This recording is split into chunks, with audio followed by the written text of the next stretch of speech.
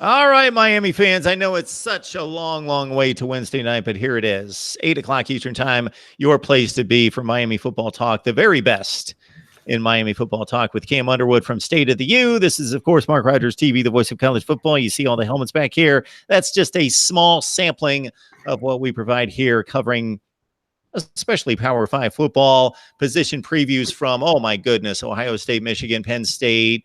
We'll get to Miami, Clemson coming up, Auburn, Alabama, Florida, Kentucky, on and on and on, LSU, and many, many more as we are knocking out position previews right now. And, of course, my schedule rankings from 70 all the way up to number 1. I've reached number 36 in my rankings and all sorts of good stuff besides that. Cam, how you doing tonight?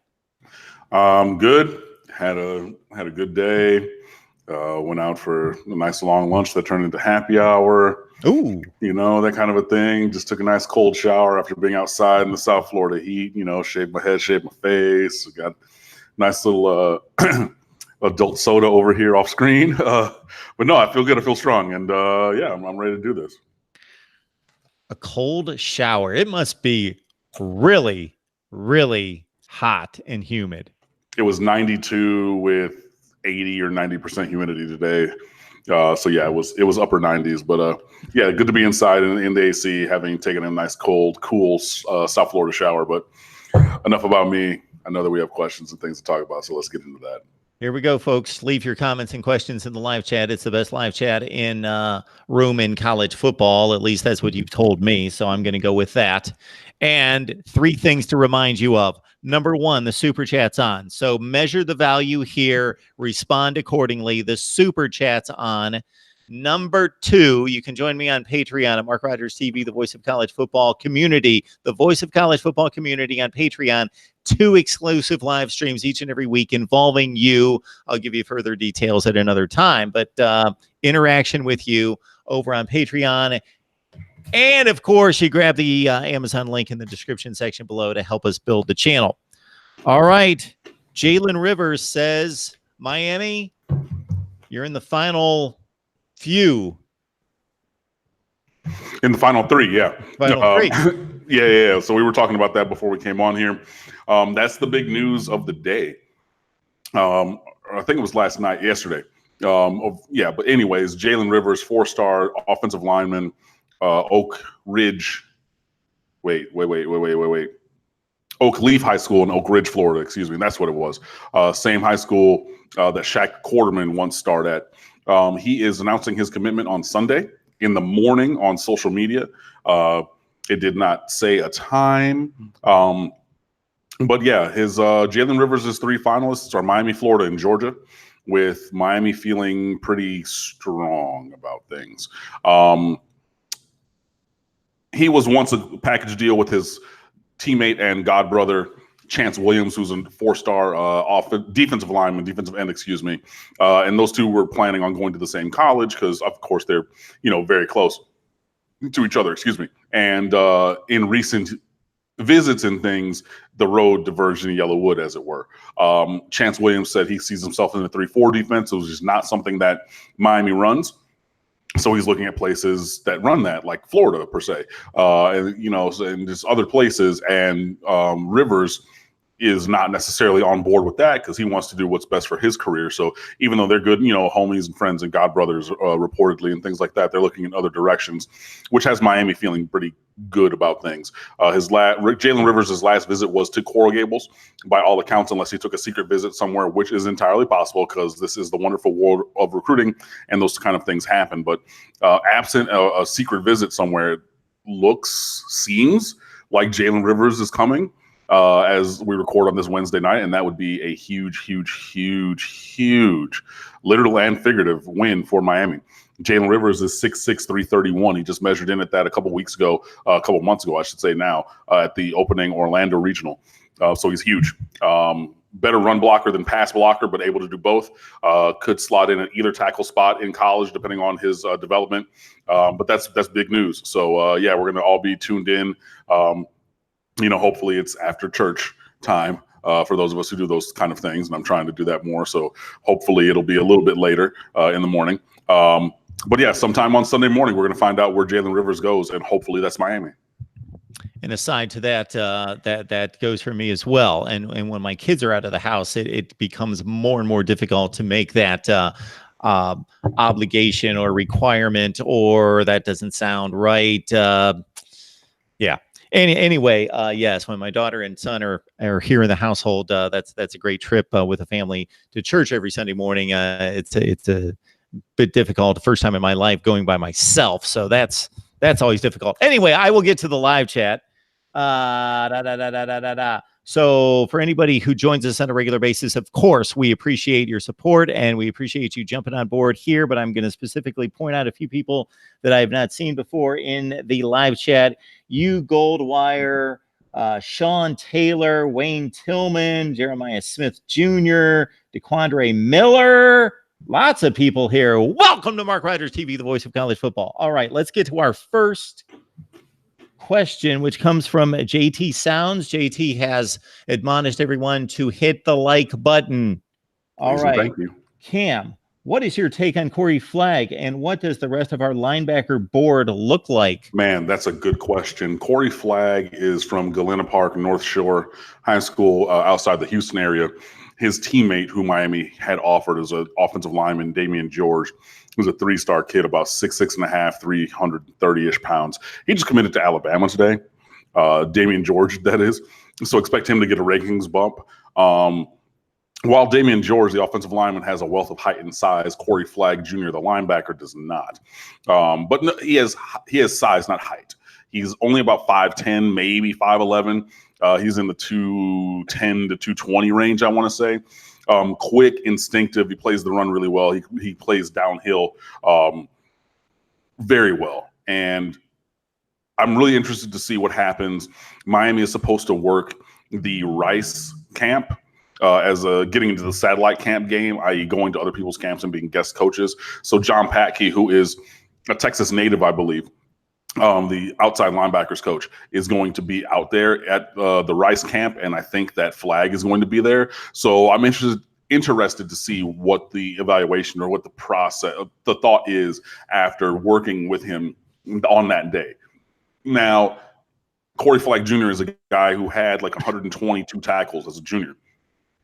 He's, in the running for Houston Defensive Player of the Year, all area, all state, all these kind of things. So state champions at North Shore. Like, they're one of the schools that has like a $40 million stadium and everything, out there. $40 million being like average money, because, Allen High School had that $62 million stadium that had to actually have upgrades, and they had to pay like another 10 or 20 to fix some of the structural issues with the original thing. But anyway, that being beside the point, he plays at a big school that obviously wins and won the state championship and plays well. So he does not have the height that you might want prototypically in a player. But if he has the physicality, then I'm not really a person who cares about that. So, yeah, I'm interested to see what happens, what shakes after seeing him or working with him at the Rice camp. Insofar as the rest of the linebacker board, there's just a lot of names out there. Miami obviously needs linebackers in a bad way. Justin Flo, everybody's All-American, a top 3 player in the country from Upland, California, 5-star, he could be the overall high school player of the year next year. And he just won the area defensive player of the year today, I want to say, for his area or team in Southern California. He's a guy that Miami's after. There's a dude from Trenton Simpson, I believe his name is. He's from North Carolina. He's a 4-star linebacker that Miami's after. And there's a bunch of other guys. That's a position that I actually haven't gotten to. I'm going to write a class breakdown. Actually, I'm in the process of writing one, because I know I have not done one since the introductory one this cycle. And that's going to drop next week. But having made the top 5s or 7s of a couple guys, and with Rivers' commitment somewhere coming up on Sunday, I decided to push that till the beginning of next week for that piece. So I don't have all the names on the top of my head, just because I haven't been looking at them because of my full-time job thing. But there are a lot of names, and we're going to circle back on that. So that's a good question, and I usually try to have even more of an answer for you, even though I've given you 3 or 4 names. But let's put a pin in that one and come back to linebackers, because that's the thing that Miami's definitely going to have to talk about, or we're going to talk about. Miami's going to have to address in this class. Cam, I don't know if you've ever had a dream of playing safety in major college football. Now, it wouldn't be at the U, but it could be at West Virginia. They've lost 3 safeties. Potentially, they've entered the transfer portal. 3 safeties from West Virginia. So one of these kids, Kenny Robinson, is an all Big 12 first team selection last year. One of the other kids played all 12 games last year, had a couple starts, actually blocked a field goal for a touchdown. So 3 safeties at West Virginia. And we have a viewer, I lost track of his name, I apologize, on the line asking about whether, and I know that you've reviewed the depth at secondary and have some concerns there, whether you would welcome any of these, and certainly the all Big 12 selection first teamer, Kenny Robinson, with open arms. I mean, yeah, your first team all Big 12. And I know that the Big 12 is not necessarily known for their defense, but if you're first team, obviously you can play. And I think that kind of a talent could play here. So sure. The other guy, I mean, and especially if you're a grad transfer, that's what I'm really looking at, to be able to come in right away and play. So adding a 4th guy who has experience, because again, the top trio of Bubba Bolden, Gervin Hall, and Amari Carter are 3 future NFL players. So Miami does have some good numbers there. But, you would like to see all of those guys step up into bigger roles, because Bubba Bolden only played his freshman year at USC before he got kicked out and suspended last year. Amari Carter's been a rotation guy, kind of doing a couple different things, blitzing a lot, playing some of that underneath coverage, but, he's not been left to be a true over-the-top safety, because you had Jaquan Johnson and Sheldrick Redwine, so you're not going to take them really out of the game. And then Gervin Hall was a true freshman last year who played sparingly. So even though those 3 guys have a wealth of talent, you would like to see maybe a little bit more experience. So if one of those guys from West Virginia could provide that, then sure. And in general, I'm always for evaluating every player who could play at Miami. And yeah, a lot of these guys in the transfer portal could. You do have to take into concern the locker room issues as well, because you do not necessarily want to be only a team of mercenaries. Now, I'm a person who always will take the talent more than just kind of a team player. But you do have to have program players, guys who are going to play a role. So you kind of have to see, I could bring in this All-American guy. There's a kid I'm thinking of specifically. From years past. I'm not going to say his name. I'm not going to say what position, but he was a well-known, very well-known recruit who was absolutely toxic. I mean, in the worst ways. And a lot of teams dropped him because of that. And then his career fizzled out because of that. And if you know me and my history and things like that, I know some people are putting 2 and 2 together on who that was. But you do have to evaluate those things a little bit of how would that person fit in with the program. But in general, if you're a talented person, I'm willing to at least have that conversation about coming to Miami, especially at positions where we have a need. So yeah, I'm willing to evaluate those guys or anybody else who's in the transfer portal if they, A, have the ability to play here, B, would fit, and C, help the University of Miami win games. MarkRogersTV, the voice of college football, delivering Miami talk each and every Wednesday night at 8 o'clock Eastern time, courtesy Cam Underwood from State of the U. So please join him and the rest of the staff doing a tremendous job covering Miami athletics across the board. And football season is just about 2.5 months away, August 24th. Yes, that is week 0, and Miami and Florida getting it together in Orlando. So grab the Amazon link, help build the channel. You know the deal right there. All right. We also have the super chat on, and of course, recruiting.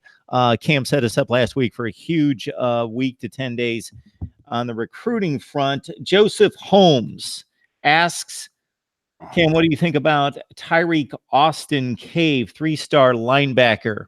Tyreek Austin Cave is another linebacker who's on the board. That's a very good question. He's taking an official visit this weekend, I believe, to the University of Miami. He's a guy who I would take. I'm not super duper in love with him. But at some point, you do have to start to get guys at that position in this class. So he does. I'm going to look it up right now because, again, I haven't really looked at Tyreek Austin Cave. I haven't looked at the linebackers super hard right now. So let me refresh my memory. Yes, he's from Camden, New Jersey. 3-star, 6'1", 203.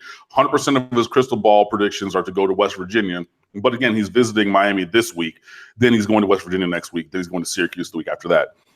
Those teams all have offers extended to him, obviously, Kentucky, Maryland, and an offer list of 19 total teams. So he's decently athletic from the testing numbers and things like that. I do think that I would have to really look more again at the linebackers to really rank them and how I feel about all of them. In general, like from what I remember looking at him like earlier on, I mean, he's a kid who can play, but I'm not like in love with him. He's not like Justin Flo, who I'm like, oh my God, like absolutely like backflips, cartwheels, like whatever you got to do. Like I'm going to be here for that to get him on campus. As a commit and a signee. So Tyreek Austin Cave is a guy who like we're looking at and things, and I will personally have to look at him a little bit more, but he's definitely on the board. He's taking a visit this week and we'll see what happens. So I believe everybody that's watching the video right now, whether live or you watch the taped version once it posts, which is about 3,000 views from last week, please like. So we should have 3,000 views, 3,000 likes. Of course, that's a perfect world. That's not going to happen, but the likes should be representative of the quality content right here with Cam Underwood from State of the U each and every Wednesday night at 8 o'clock Eastern time. And of course, I would believe that you would also want to subscribe if you love college football. If you love college football, you would be subscribed to Mark Rogers TV, the voice of college football. All right, the wholesome one's on the line, who asked a rather silly, I got to say it, wholesome one, silly question about alternate uniforms. Well, we'll get to that maybe, possibly. But let's stay on the recruiting trail. Thoughts on Ronald Delancey, the third, defensive back from the West, number 24, committed to Louisville? Haven't looked at him. Wasn't a guy who was really on my board to look at in this class. So we can keep moving. Yeah, I don't really have much to offer on that front. Sorry. Willie Williams? The linebacker from before? No, I mean, obviously not him. Another guy who just is outside of my purview. And I mean, yeah, I do need to, especially on the defensive side of the ball, because what I was doing is I was writing the class breakdown. I usually start at, offense and I work my way down. And that's what I was looking at heavily for like this last little bit. And I have not gotten caught up and really reacquainted with all of the names on the defensive side of the ball. So you guys are throwing me some curveballs that just show that I need to get back really looking at everything a little bit more and not having my focus divided, which it was for a little bit. So I do apologize if you're asking me a name and I don't know. But delight in this because, and Mark will tell you, for all of these years, it is very infrequent. Like this is like the second, third time, like in 5 years that you throw a name out there and I don't know everything and haven't been over the catalog and like really done that. So yeah, delight in having stumped me for a couple of times, but it won't happen much in the future. That's my pledge to you. And I mean, obviously if you've been watching, that's how I get down. I tried to bring this into focus and really explain this a few weeks ago because people, if you really think about it, we're not talking about, we're on here talking about the Pittsburgh Steelers with a Pittsburgh Steeler writer, and it's got its, his mind on 53 players, and he's really locked into the Pittsburgh Steelers. Okay, you open that up to 105, and then we start talking about recruiting, where there are going to be about 20 to 25 players signed, 70 Power 5 schools. If we're just looking at the Power 5, there's going to be about 1,400 kids signed by Power 5 schools. And beyond that, in the FBS, 2,500 to 3,000 players signed just in one recruiting cycle. And then sometimes you guys ask a year out to 2021, and you just keep it into context what we're asking Cam to do when we just throw names at him. And 99.8%, I think it's gone down to 99.8% tonight. Does he respond with a full rundown and profile of these players? I'm a guy that was being quizzed this week about Heisman winners from the 50s and American League Championship Series from the 80s. I can do all that, but when it comes to this recruiting mess, my goodness, I got to turn it over to guys like Cam Underwood from State of the U. Definitely. So join him there and the rest of the staff as well. All right. I don't see any other really good questions. So we're going to pick a position. Okay. And we're going to dive in because you got to think we've got about 12 to 14 weeks. That's a guess off the top of my head until it all gets underway in Orlando. We've got about 10 to 12 positions on the football field. So we'll hit roughly one per week. All right. Do we go back to the trenches? We did have a couple offensive line questions that were very general, just concerned about offensive line play, concerned that maybe the program somehow needs to pull in a couple guys off of the transfer portal or somewhere before August opens. So let's start with the all-important offensive line and probably the weakest unit on the team since we've been having you on the last 4 or 5 years. I mean, between that and quarterback, I think that is true. And especially, when we got Mark Richt to come in and change things around a little bit, the defense actually got going, not playing that Mark D'Onofrio scheme and everything, and it was funny, listening or watching people evaluate Ed Oliver from Houston last year as a, top 10 draft pick, saying, what I was watching Houston film, and what the hell were they doing on defense? And we're just sitting over here laughing. I was like, I can tell you what they're doing, But anyway, so the defense got going in a good direction. The offense has had its ups and downs, but offensive line and quarterback are the real big issues. So looking at this year, there are 2 seniors on the roster, George Brown and Tommy Kennedy. Tommy Kennedy, both of those guys are transfers. George Brown is a redshirt senior. He transferred 3 years ago from LSU. Tommy Kennedy is a 5th-year senior, grad transfer, from Butler. He just came over this year. I'm not sure if either of those guys are going to play. Navon Donaldson is now a junior. He was a high school All-American, freshman All-American 2 years ago. And he's going to have one of the starting spots along the line. I'm not sure which. DJ Scaife is a true sophomore. He's going to have a starting job. Corey Gaynor is a redshirt sophomore, along with Kylian Herbert, Zach Dykstra, and Zalante Hillary. Gaynor, Herbert, and Hillary are probably battling for a position on, the starting line, maybe in that 2 deep. Zach Dykstra is a little bit behind them. Redshirt freshmen, we have 2 who are John Campbell and Cleveland Reed. Campbell is battling for a position on the line as well to start.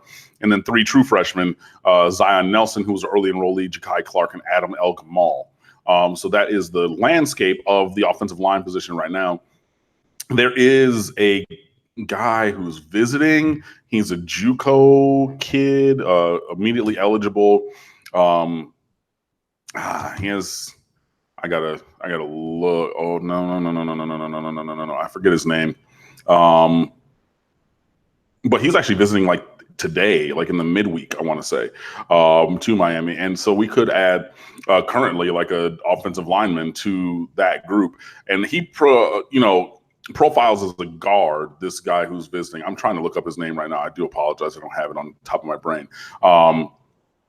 But I don't think that Miami is settled enough where taking a guard is like a death knell for recruiting. You know what I mean? Like the guys who are settled as going to start are, here it is, Scaife and Donaldson.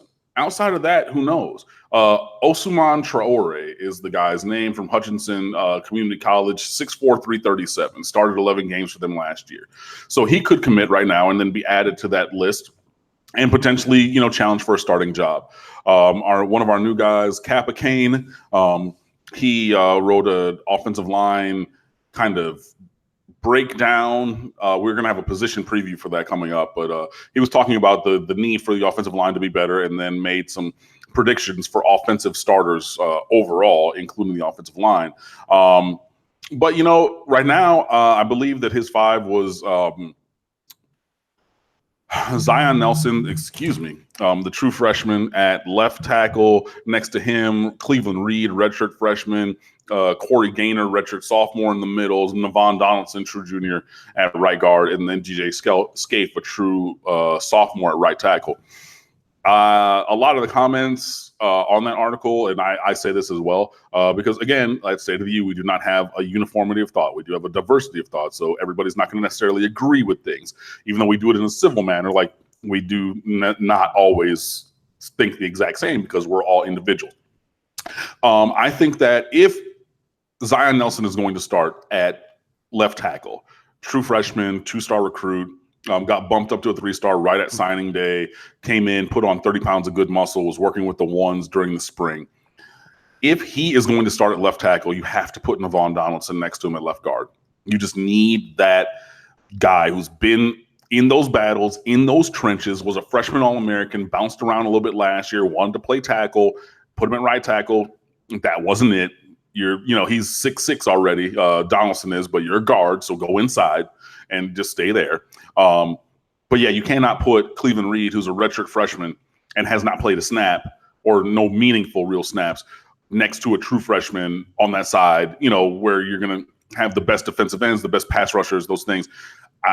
I would have flipped that alignment. So I would have Nelson next to Donaldson, and then probably Gaynor, and then the right side, who knows, whether that's Scaife at tackle or guard, if that's Hillary, if that's John Campbell comes in and wins the left tackle job, whether that's Kylian Herbert living up to his high school All-American billing from a while back, 3 years now. So like it's put up or shut up time for him. And I mean, yeah, in year 3, this is where, the wheat gets separated from the chaff. Guys like Danny Isadora from Cypress Bay years ago, when he came to Miami, having, called those games and seen Danny Isadora and all these things, I said, yeah, he's a guy who's not going to contribute for 2 or 3 years. Kylian Herbert was a highly, highly ranked player. It's year 3. It's put up or shut up time. So we'll see. So there is talent along the offensive line. There are guys who have stars next to their names. There are guys who people wanted. I mean, Auburn and Oklahoma offered or tried to get him on campus, and got with Tommy Kennedy. Like, there were big time teams that were interested in these guys. George Brown was at LSU. Everybody in America wanted Navon Donaldson. I mean, DJ Scaife, same thing. Kylian Herbert, like I said, I mean, he was committed to Florida and going back and forth, and he was All-American. Zalante Hillary was a little under-recruited, but he was teammates with DJ Dallas, the starting running back, and that's how Miami saw him. Cleveland Reed was he was a 4-star recruit, powerlifting champion in the state of Florida. John Campbell was left tackle on a state title winning team for 8A at Orlando Dr. Phillips. All of those guys. And then, Zion Nelson, like I said, he played well, but he was thin. But he was still first team All-State in South Carolina. Ja'Kai Clark, coming from Buford, Georgia, where former defensive line coach, wait, no, not him. Hold on. Jalar Holly's from Buford. Ja'Kai Clark is from somewhere else. Excuse me, I forget. But he, is going to be like an interior lineman. But he had plenty of offers. Adam El Gamal, teammates with fellow signees, Jason Blissett. He's another guy who had plenty of offers as well. So there are guys that teams wanted up front. With this new offense and with this new offensive line coach, Butch Berry, who had worked with Dan Enos at Central Michigan as a tight ends coach when Eric Fisher was the #1 overall pick at left tackle from Central Michigan, who started at tight end. So I was half right when I said Butch Berry coached Eric Fisher. He did. And then he switched. He was like a Eric Winston at Miami. He played tight end for a year and then was like, yeah, I'm going to make my money like with my hand in the dirt blocking. But Butch Berry, he was in the NFL for 5 years as an assistant offensive line coach. He's coached in college for many years.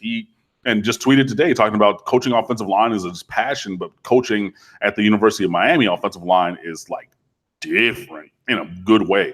So again, there's all these guys up front, and I want to see the right group come together. It looks right now like Zion Nelson's going to be that left tackle as a true freshman. And yeah, it would be an incredible ascension from a one-time 2-star recruit who was committed to Appalachian State at 6'5", 240 pounds to be 275 or 280 all of a sudden starting left tackle for the Miami Hurricanes in week 0 against the University of Florida. That would be a huge, huge leap. But if he's the guy, then he's the guy. But it's not about really any individual. It's about that collection of talent. So yeah, I want to see the best 5. For me, it would be, as we sit here right now, Zion Nelson at left tackle, Navon Donaldson at left guard, Corey Gaynor at center, Zalante Hillary probably at right guard, and DJ Scaife at right tackle. That's who I'm personally looking at, but if that combination is slightly different and comes together, I'm fine with it. But yeah, there is talent there. There's obviously the expertise of the coach to work with, but plenty of development is needed by the individuals and the collective unit moving forward for Miami to be successful in any meaningful kind of a way. 118 folks on the line. Mark Rogers TV, the voice of college football. Listen to me. So we will have about 3,000 people, I believe, watch this video eventually.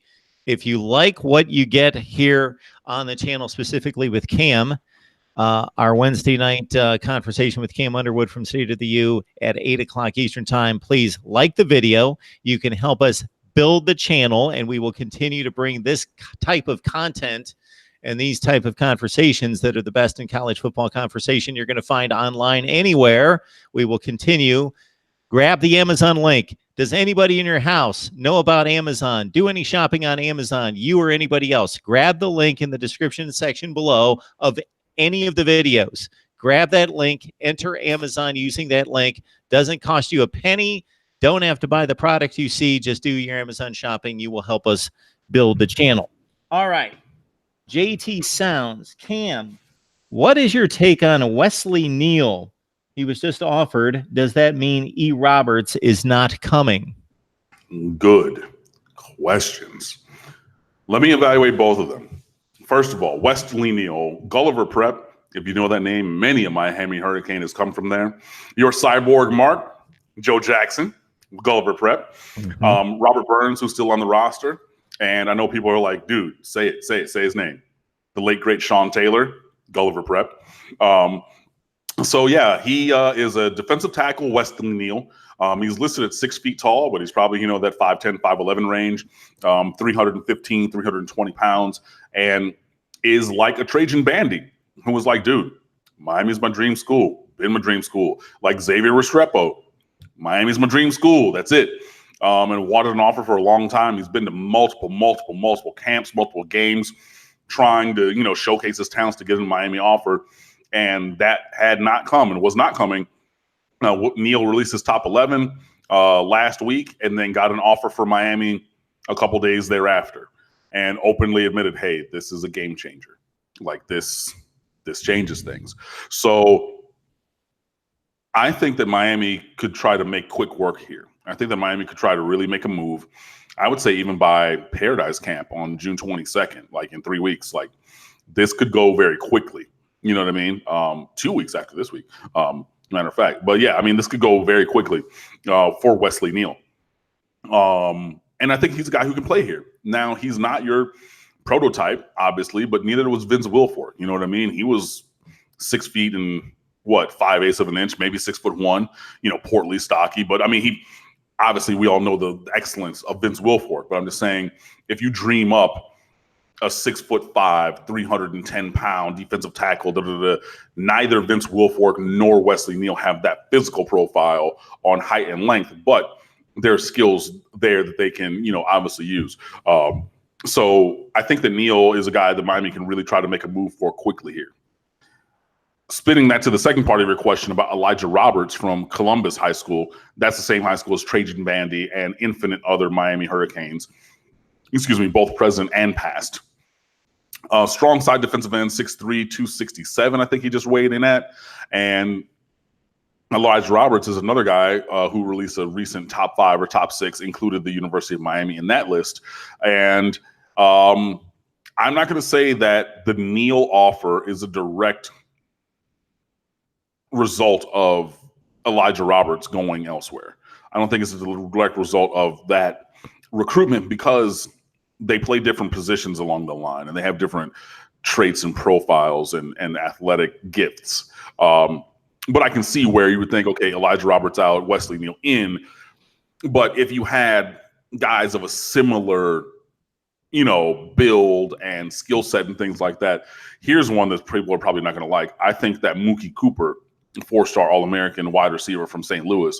I think that Xavier Restrepo from used to be at St. Thomas Aquinas, transferred to Deerfield Beach. I think Xavier Restrepo took Mookie Cooper's spot. Both guys are 5'10". Both guys are slot receivers. Both guys use speed, interior pass route technique, hands. They do contribute on special teams in the return game. I think that that's one where we saw a guy jump in the boat, and that's going to take a guy off of the board. With Roberts being 6'3", almost 6'4", and Neal being 5'10", 5'11", your interior 1 technique versus a 3 or a 5 technique, I don't think that there's a direct I don't think that they're linked. You know what I mean? But I see where you're coming from in that, because Miami has been chasing after Roberts, because Roberts was committed to Miami. In case you did not know that, as you're watching this video, he decommitted to go through the process and evaluate all of his options. And Miami has been towards the top still. I mean, in his top 5, he never really faded away for the Canes, but he might not end up here back in Coral Gables. So we'll see what happens. But yeah, I think that the Wesley Neal offer is good. I think that offering kids of his caliber who can play at Miami is a good thing sooner than later. Same thing like with the Trajan Bandy, who had to wait forever for his offer. Like a Mike Harley, who had to wait forever for his offer. Those guys can and do play here. So I don't see a reason to hold out on offering them if they can play here. And Xavier Restrepo, same thing. He had to wait forever for his offer in this class. So offering the guys who want to be here, especially those guys who have the talent to play here, I think is a good thing. And in this individual case, I do not think that Neal's offer says anything about what's going on with Roberts' recruitment, but there are still miles to go with Roberts and Neal. Folks, you love college football. There's no question about that. Most of you, of course, Miami fans. That makes total sense. But we've got folks on the line, as we typically do in the live chat, who root for all sorts of different college football teams. We got Florida State fans here. We got Florida fans, Ohio State fans, Texas fans, Michigan fans, et cetera, et cetera. Please, you can see it right here. We've already done position previews, I'm guessing, on 15 to 18 teams already. Many are lined up to do even more teams and more positions from all the major schools. So please join us right here at Mark Rogers TV, the voice of college football. Subscribe. That's all you need to do is subscribe. More good stuff from JT Sounds, I believe here, Cam. When? Asking about Manny Diaz was on Instagram live the other day with some players, asking whether you believe that that's a good recruiting approach. Manny Diaz was dancing in the locker room with the players. They're doing one of the dances. It kind of looked like a 75 hop or 75 hop if you're from South Florida. Yeah.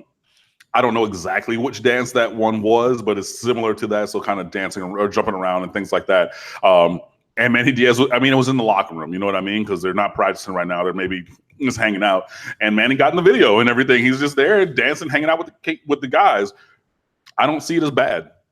I know that like Miami fans have made fun of Florida State recently because, they're out there doing fully choreographed dance routines before the games and things like that, and during practices, which, is a little different. But in their free time, guys are going to dance, they're going to sing, they're going to do whatever, they're going to just vibe, be together, just express themselves.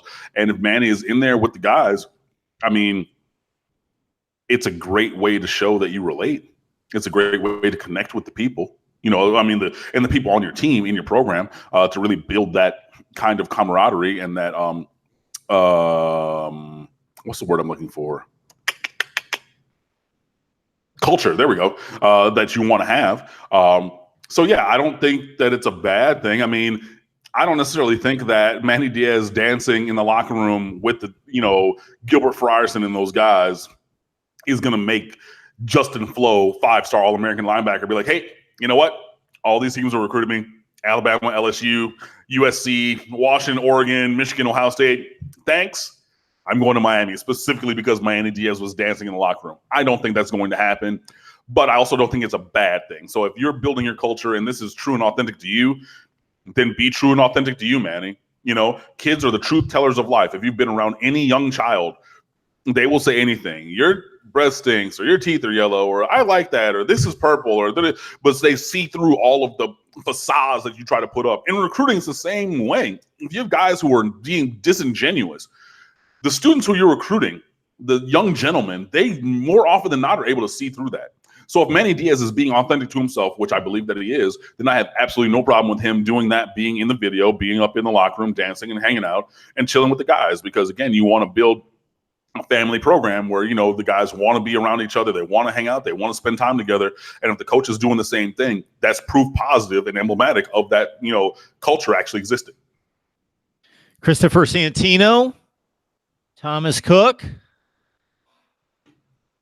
Welcome to Mark Rogers TV, the voice of college football. Thanks so much for joining us. And of course, you are Miami fans. I don't have to ask that question. Would love to know how long you've been watching the channel. So welcome in on a Wednesday night at 8 o'clock with our main analyst right here. He is Cam Underwood from State of the U. So the questions come from Thomas and Christopher. We'll start with Christopher here.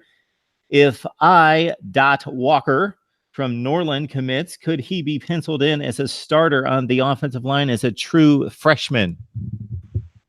He has the ability. Isaiah Walker Jr., he's the guy we talked about last week. Oh, yeah. Okay. I mean, he's that kind of prospect. I mean, he would be penciled in for a battle for a job along the offensive line. Obviously, that depends on what the season looks like and who's coming back. If Zion Nelson is the left tackle and has a freshman All-American season, or, third team or even higher ACC, all ACC, I should say, I would probably want to keep Zion Nelson at left tackle in 2020, even with, Jalen Rivers and Isaiah Walker Jr. And then, okay, cool. So you can battle for right tackle or maybe try to find snaps somewhere else. But, we got a guy who I think is going to be an all ACC caliber performer, and we're going to leave him at left tackle. But if there's a revolving door at left tackle or right tackle, either one, but specifically left tackle, because, Zion Nelson's a true freshman. That's why I use that example. But if there's a revolving door, he gets injured or is, overwhelmed a little bit by, the top end defensive ends that Miami's going to face against Florida State, knocking on my wood table, God willing, we get to the ACC championship game against Clemson and their plethora of defensive ends. If he's overwhelmed by those kind of guys and the staff says, maybe he plays right tackle and there's a spot open on the left side. Yeah, I mean, but the guys that we're looking at and who could potentially commit with Rivers right now, but Rivers and Walker Jr. both have the kind of size and skill where they should be contributing early. So, I mean, I won't say pencil him in at any position because competition breeds success, and the guys who are here hopefully are learning and developing. But he's the kind of talent who could easily challenge for and win a job as a true freshman, regardless of who's on the roster in front of him. So one of your recruiting rules, if I remember these correctly, your 10 commandments of recruiting or whatever you've named them as, includes the quarterback position, that there should be a quarterback offered in every class. A quarterback signed in every class. Sure. Yes. You do have to complete the mission and sign the player. Exactly. So Thomas Cook is asking about the quarterback board and if anyone is going to be offered. I mean, we have a 4-star Tyler Van Dyke who's already committed. And that's Dan Enos's guy in this class. He's 6'4", 230-something pounds. First play of his highlight film, he throws the ball about 63, 65 yards in the air with barely the flick of a wrist. So he's a very strong arm. He works in the shotgun. He works under center and shotgun. So he has the ability to use his footwork for drops from both kind of situations. He's more athletic than you think. He will extend plays and makes wonderful, incredible throws on the run. And showcases great arm talent. He was also the pitcher of the year for his conference, and he's from New Jersey? Something like that. I'm blanking on like the most basic level things today, and it's really making me angry. I need to focus a little bit more. I'm sorry. Tyler Van Dyke, Connecticut, Suffield Academy. Oh, okay. Yeah. But talking about him. Yeah, Van Dyke, he was the pitcher of the year for his baseball team or for the conference that he plays in. And he sits, 90 to 93 with his fastball. So this kid has an arm. So that's pretty much going to be the guy. He doesn't have the wildest, greatest statistics because, they only play an 8-game high school season up there in Connecticut before the playoffs. So, and you're, playing with not the greatest Power 5 level recruits around you either. So even if he's making some good throws, sometimes they're not going for completions or things of that nature. But yeah, Tyler Van Dyke, that's going to be the guy unless something unforeseen happens at quarterback in this cycle. Miami has offered a bunch of quarterbacks already in this year and even expanded that board since Dan Enos and company came on. And I say Dan Enos more than Manny Diaz because Dan Enos is the offensive coordinator and quarterbacks coach. So he, I guarantee you, is handpicking who he wants at quarterback to run the offense that he's, installing and designing. But as I'm looking at the offer list, there's plenty of offers out there. And a couple guys who are uncommitted still to this point. But yeah, it's going to be Tyler Van Dyke. So if the board expands, I mean, I think that would be fine. But I'm not really looking at Miami to take two quarterbacks or really to look in another direction. If Dan Eno said Tyler Van Dyke is my guy, then I'm going to roll with him on that and just keep it moving into the 2021 class, where Miami's already chasing after a potential 5-star and Jake Garcia from California, and several other guys have offers in the 2021 class as well already. Shadow Myth 123. Shadow Myth 123. I don't remember ever seeing your handle in the live chat. Welcome to Mark Rogers TV, the voice of college football. And let's see, right out of the gate, you get your question asked to Cam as well. Do we have a shot at signing Darnell Washington, the 6'8" tight end from Desert Pines, Nevada? Yes, there is a shot. I know for a fact that Miami is recruiting him very hard. He's a top 20, 25 player in this class nationally because he's gigantic and he's really good. Listed as an athlete currently because he could also play defensive end, but everybody's recruiting him at tight end. Same thing with Eric Gilbert from Georgia, who's like a top 10 player, who's 6'5", 245. Listed as an athlete, but he's going to be a tight end. So same thing with Darnell Washington. Miami is obviously going to push the tight end U moniker, and there's stats to back it up. I mean, Miami, I know that Notre Dame is trying to say, oh, they're tight end U and they have more guys drafted or whatever. Stanford, fine. Recently. Cool. Name me a game-changing tight end from either of those teams, and I will wait. Because are we talking about in college or in the NFL? Their college offenses are a little bit differently, but in the NFL, because Miami's guys, they put up numbers in college, and then they go to the NFL and they put up the same or better numbers. Stanford and Notre Dame guys, they put up good numbers in college, because the tight end position is usually better and more athletic compared to the wide receiver positions at those respective schools. So they're going to do a little bit better. But when they get to the NFL, they don't do anything, But Miami's guys, they come into Miami, they play well here. Then they get drafted highly, and then they make a lot of money, and they do that in the league. So Miami is definitely going to push that. And also, there's 3 guys on the roster from Las Vegas, from Bishop Gorman, Bubba Bolden, Tate Martell, and oh my God, who's the third one? Oh no, I can't help you on that one. Brevin Jordan, the tight end. Duh, idiot. Right, there we go. Sorry, so your starting tight end, freshman All-American, the best freshman tight end in America, the potential starting quarterback, and a potential starting safety, all are from the Las Vegas area. So Miami's going to push that. Stephen Field, the new tight ends coach who played tight end at Miami, is a great teacher, and he's probably one of the best recruiters on the staff. So he's spearheading that pursuit as well. And this is a recruitment that's going to have Manny Diaz intimately involved as well because of a player of Darnell Washington's caliber. You're going to have the head coach involved. Now, Miami's trying to pair Washington with Dominic Mammarelli from Naples, Florida. Who's 6'4", 235, one of the best inline blockers for a high school tight end because they run a wing T over there, and more athletic than you think, and he can stretch the field up the seams, and he makes some acrobatic catches, which I've seen in person at camps and then also on his film. So Miami has a 4-star tight end who's damn good, already committed, but you need 2 in this class to replace some numbers and also just grow the position going forward. So yeah, you want Washington to pair with Mammarelli. Then you got a guy who's 6'4", 6'4.5", with a dude who's 6'8" at tight end, 4-star, 5-star combo in this class. That would be pretty darn dope if it were, to come to fruition. So is there a chance? Yes. Everybody in America wants Darnell Washington, though. So, there is work to be done, but there is a shot, and Miami is doing everything possible to maintain that and improve their chances over time. But, yeah, I'm not going to say it's a certainty or anything, but it's on the table as potentially possible currently.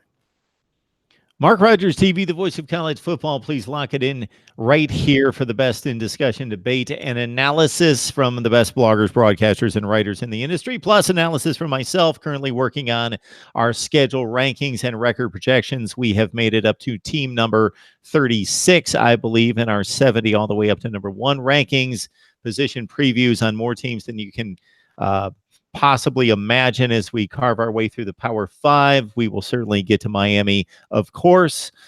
We just wrapped up our Florida State Live segment as well that you can catch. If you hate the Noles, you love the Canes, whatever your rooting allegiance, good Florida State talk at 7 o'clock Eastern time starting last week. So that's going to be a staple here each and every Wednesday night. Miami at 8 and Ohio State at 9. And if the conversation and the recruiting and the questions and the comments stop, if it dries up to a certain extent, we've got all sorts of fun questions to ask Cam that I remember us cutting a set of videos, Cam, maybe 3 to 4 years ago, in which I asked you these questions, off-season questions. Best wins in program history, or your frame of reference time period. Most excruciating, disappointing, crushing losses. Favorite player currently and all time. Best player currently and all time. Changes to the program.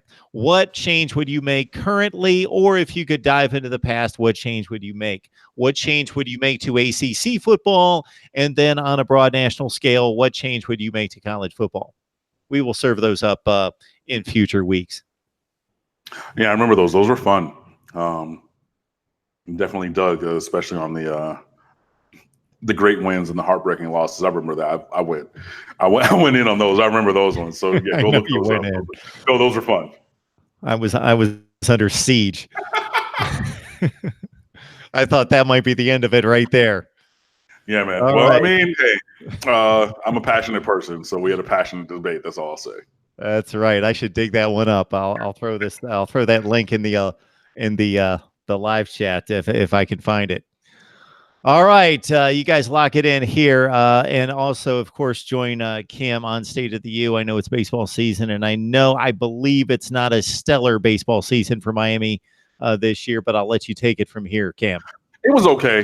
Made regionals. Well, I thought we should have hosted a regional, but we're not able to host one, and then we lost in the Starkville regional at Mississippi State. So a double elimination kind of a thing. So yeah, there's that. The bonus or the good thing about baseball is, every sport there's next season, but the draft is like, it was this last 3 days, Monday, Tuesday, and Wednesday. Miami's only going to lose one signee to the MLB draft, Carlos Beltran's nephew. I forget his name, but he was picked very highly, and he's going to sign, definitely. But the other guys who could have potentially been picked in the top 10 rounds, which have the bigger, slot values and guaranteed bonuses, nobody was picked in that range. Evan McKendry, the starting pitcher, he was picked. So he's probably going to go forego his senior season for Miami. But otherwise, yeah, so you're losing only one pitcher, probably. I mean, you'll maybe lose some other guys like towards the bottom, but like one of your ace pitchers and one signee only. When Miami's team or recruiting class has been absolutely gutted year after year after year by the MLB draft. That's a good thing. So yeah, there's that 40 and 21, I want to say, in the year. So, but back in the tournament, so that was a good thing. But yeah, we had coverage of that. We're going to have a MLB draft recap, obviously. So we're going to do that and reset the team moving forward for the 2020 season. And we have a lot of great things going up on State of the U also in terms of football and recruiting coverage. So we're going to really kick up recruiting, starting with me because I'm the main recruiting person. So I know that I got to kick it up. So I will. Also, we have a bunch of different content streams this summer. We have perfect position rooms where instead of just doing the top 5 or the best player at a position, we take a 85-man roster and say, okay, if you could have 8, defensive ends for your roster to fill out a perfect 85 scholarship roster, who would you have? So we started with defensive ends, and that goes every Sunday. So I will not tell you which position is up this week Sunday, but we'll have another one of those. Already had our first game preview written by yours truly for the week 0 opener against the University of Florida. We have a position preview, I think, going up tomorrow on defensive end. Way back Wednesdays. What If Wednesdays, Beyond the U, the Kane sports recaps for all of the different sports.